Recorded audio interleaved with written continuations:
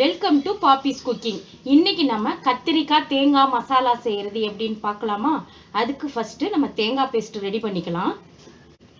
1/4 cup அளவுக்கு தேங்காய் துண்டுகள் எடுத்திருக்கேன். இப்போ இதை சேர்த்துக்கலாம்.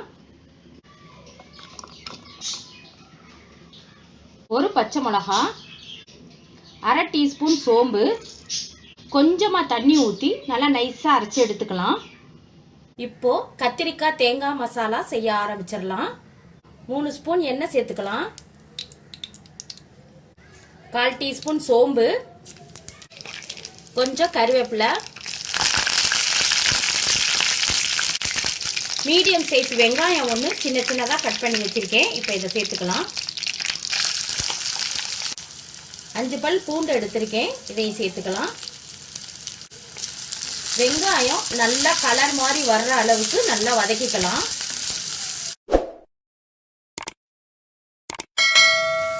வெங்காயம் நல்லா வதங்கிடுச்சு.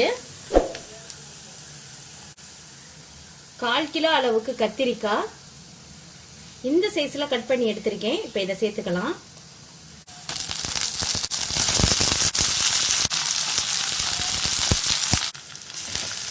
கத்திரிக்காவை 2 ல இருந்து 3 நிமிஷம் எண்ணெயில நல்லா வதக்கிக்கலாம்.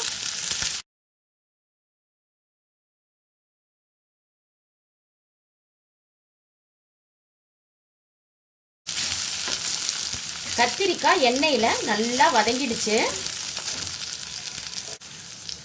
அரைச்சி வச்ச தேங்காய் பேஸ்ட்டை இதில் சேர்த்துக்கலாம். 1/4 டீஸ்பூன் மஞ்சத்தூள்,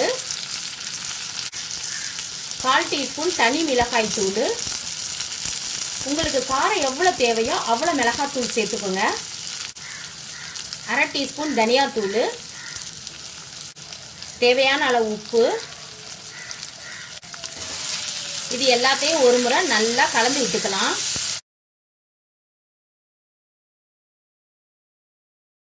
நல்லா கலந்து விட்டாச்சு. கத்திரிக்காய் வேகிறதுக்கு கொஞ்சமா தண்ணி தெளிச்சுக்கலாம்.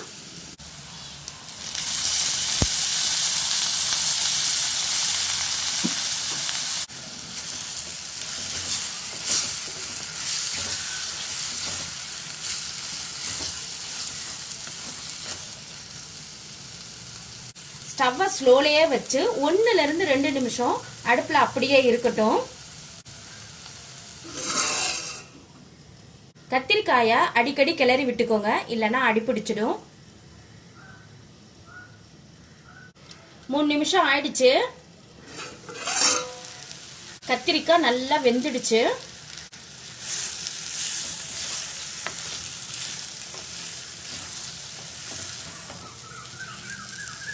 நம்மளோட கத்திரிக்காய் தேங்காய் மசாலா ரெடி.